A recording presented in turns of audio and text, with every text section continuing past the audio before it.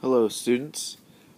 Today we are going to do the notes 2-9, Systems of Linear Inequalities. 2-9, Solving Systems of Linear Inequalities. The objective: the learner will graph systems of linear inequalities and decide if points are solutions to the system. Two or more inequalities using same variables are called a system of linear inequalities.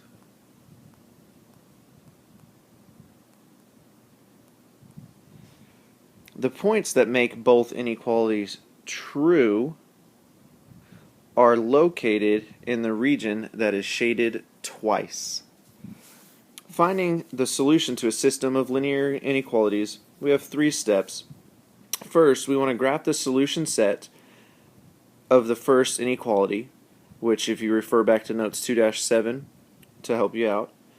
Then we'll graph the solution set of the second inequality on the same graph, and once we have them both graphed, the solution set is going to be the region that is shaded twice. Our example, we're going to solve the system of inequalities by graphing. We can tell that this is a system because we have two inequalities. So in order for us to graph these, though, they must be in what we call slope-intercept form.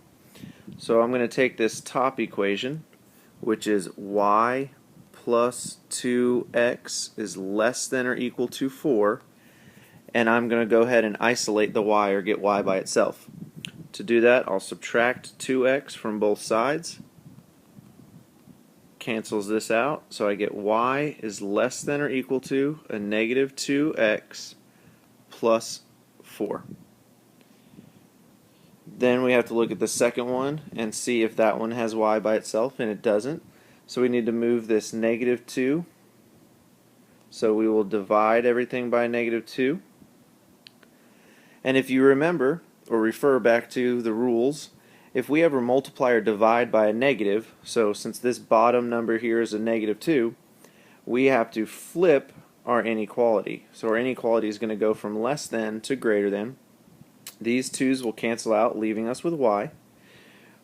These 2's right here will cancel out, and the two negatives will become positive, and 2 divided by 2 is 1. So we get 1x. And a positive 3 divided by a negative 2 will become a negative 3/2. So now we have our two linear inequalities put into slope-intercept form, and so now we can graph those.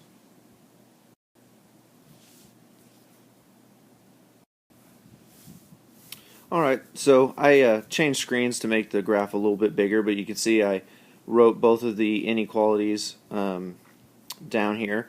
And we're going to go ahead and we'll graph this red one first, the top, and we always start by plotting our y-intercept. So in this case, our y-intercept, or b, is going to be a plus 4. So we'll go up 1, 2, 3, 4 and put a dot. And then our slope, which is going to be this negative 2, or we can also say that it's negative 2 over 1, which means we're going to go down 2 and right 1. So from the location of positive 4 on the y-axis, we will go down 2 and right 1, and we put another dot there. And then I can continue if I want to. I can go down 2 more and right 1, and I could keep doing that if I need to, but we really only need 2 dots on there, so we put 4, but that's alright. Then I need to look at the inequality. So this inequality right here is less than or equal to. And so if I have a line underneath the inequality, then that means it is going to be a solid line if we refer back to our notes from 2-7. So we're going to go ahead and draw a solid line through here. There we go. And then it says y is less than or equal to the expression negative 2x plus 4. So therefore all my answers are going to be smaller than this line, or below this line, which means we would go ahead and we would shade all of this over here. Alright, now we've done the first one, so we're going to go ahead and we're going to graph the second one, which is y is greater than 1x minus 3 halves. So this right here is our y-intercept, a negative 3 halves. That's the same as saying a negative 1.5.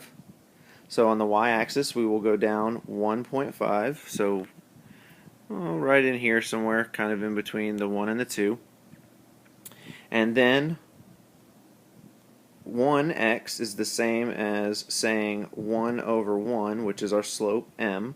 So we'll go from the location of negative 3, 2, and we'll go up 1 and to the right 1, and up 1 and to the right 1, and up 1 and to the right 1. And so, again, you can see there I did a few extra dots. Then we have to look at the inequality, and so we look at this inequality right here, which is a greater than. You'll notice there's no line underneath it, so therefore we need to make a dashed or a dotted line.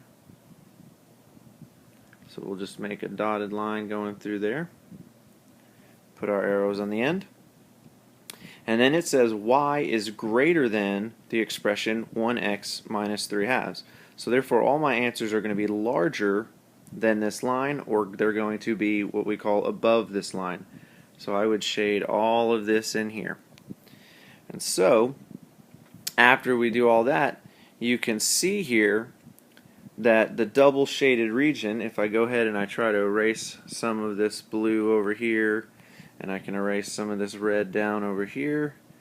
So our answer is going to be all of this double shaded region right inside here, where that red and that blue overlapped each other. That's the double shaded region.